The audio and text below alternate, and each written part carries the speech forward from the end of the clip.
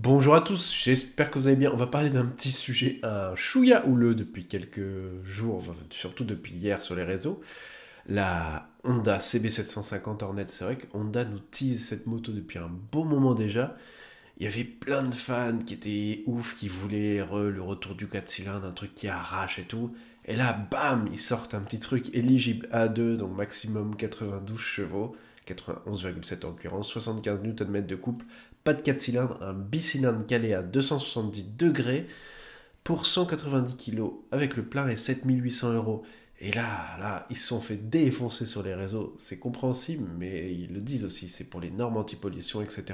Et ils veulent clairement se concurrencer sur ce qui se vend mieux, les motos A2, donc MT-07, et toute la concurrence comme le Trident 660, la RS 660 de chez Aprilia, enfin bon, toutes ces motos-là qui sont vraiment le top seller chez beaucoup de revendeurs actuellement. Donc ils ont sorti avec un petit peu, tiens, on va parler de la hype, on se rappelle tous du frelon, la première moto des motards, et ben là, bam, ils sortent cette petite Hornet. Bon, n'hésitez pas à lâcher le petit like et le petit abonnement, ça soutient la chaîne, ça fait plaisir, merci à vous. Bon, franchement, en termes de design, perso, je suis pas super fan. Je trouve que c'est un petit mélange entre la nouvelle dalle de chez Suzuki et un CB500 comme ils faisaient à l'époque. Franchement, ils auraient pu beaucoup retravailler ce design et en faire une moto un petit peu aguicheuse. En plus, pour les A2, là, ça aurait été carton plein. Bon, là, en l'occurrence, perso, je prends la moins chère, même si il y a beaucoup de choses qui ont été vues en termes de motorisation, de suspension, etc. On va en parler tout de suite et c'est là que c'est plutôt intéressant. Elle reste bien placée en prix et je pense qu'elle sera bien mieux équipée qu'une MT-07. Pour le moteur, j'en ai déjà parlé, c'est un calage à 270 degrés avec 91,7 chevaux au maximum et à 9500 tours et 75 Nm à 7250 tours. Donc assez haut dans les tours le maximum, mais il y a tout un travail qui a été fait pour avoir pas mal de couples aussi en bas. Donc ça va être une moto qui, selon le papier, bien sûr pour l'instant on l'a pas essayé, mais risque d'être assez fun et rigolote. Donc qu'est-ce que veut un jeune permis?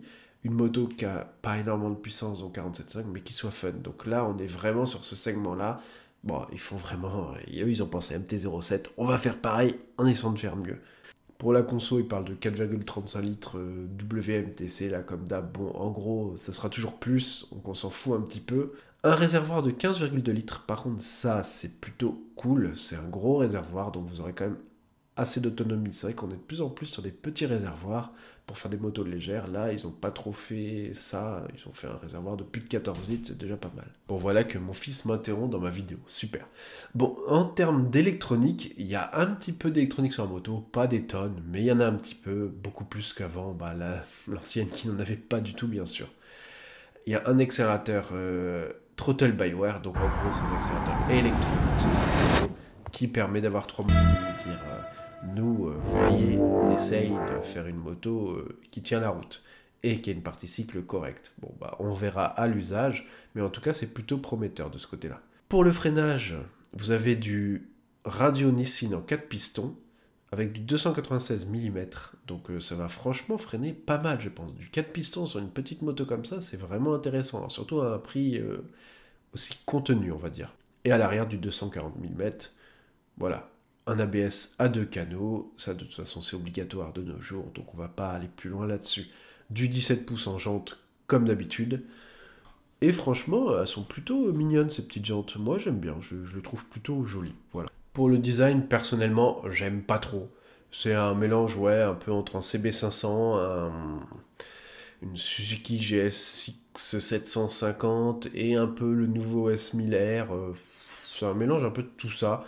Personnellement, je suis pas fan. Bon, après, comme on dit, les goûts et les couleurs, c'est la vie de chacun, donc on va pas débattre là-dessus. Mais pour l'équipement, là, ça devient intéressant. Vous avez un TFT de 5 pouces qui est franchement lisible, en tout cas sur les images qu'on voit. Là, je vais vous en montrer une. C'est vraiment très lisible. Vous voyez dessus le rapport engagé, la vitesse, le contour et le mode, l'électronique qui est mis sur votre moto. Donc là, on voit Rain, on peut voir Sport, etc.